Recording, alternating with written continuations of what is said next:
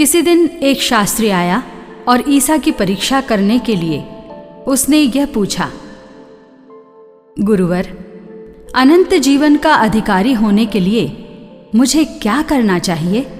ईसा ने उससे कहा, संहिता में क्या लिखा है? तुम उसमें क्या पढ़ते हो?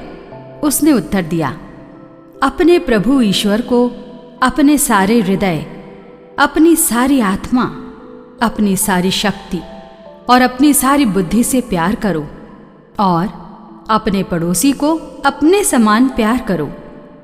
ईसा ने उससे कहा, तुमने ठीक उत्तर दिया, यही करो और तुम जीवन प्राप्त करोगे।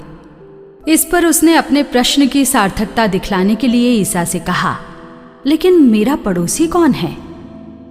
ईसा ने उसे उत्तर दिया, एक मनुष्य यरूशलेम से यरीहो जा रहा था और वह डाकुओं के हाथों पड़ गया। उन्होंने उसे लूट लिया, घायल किया और अधमरा छोड़कर चले गए।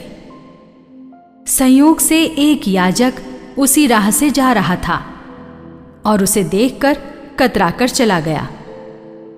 इसी प्रकार वहां एक लेवी आया और उसे देखकर वह भी कतराकर चला गया।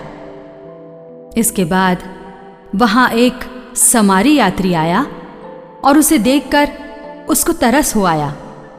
वह उसके पास गया और उसने उसके घावों पर तेल और अंगूरी डालकर पट्टी बांधी। तब वह उसे अपनी ही सवारी पर बैठाकर एक सराय ले गया और उसने उसकी सेवा शुश्रूषा की। दूसरे दिन उसने 2 दिनार निकालकर मालिक को दिए और उससे कहा, आप इसकी सेवा शुश्रूषा करें। यदि कुछ और खर्च हो जाए तो मैं लौटते समय आपको चुका दूंगा। तुम्हारी राय में उन तीनों में कौन डाकुओं के हाथों पड़े उस मनुष्य का पड़ोसी निकला? उसने उत्तर दिया, वही जिसने उस पर दया की। ईसा बोले, जाओ तुम भी ऐसा करो।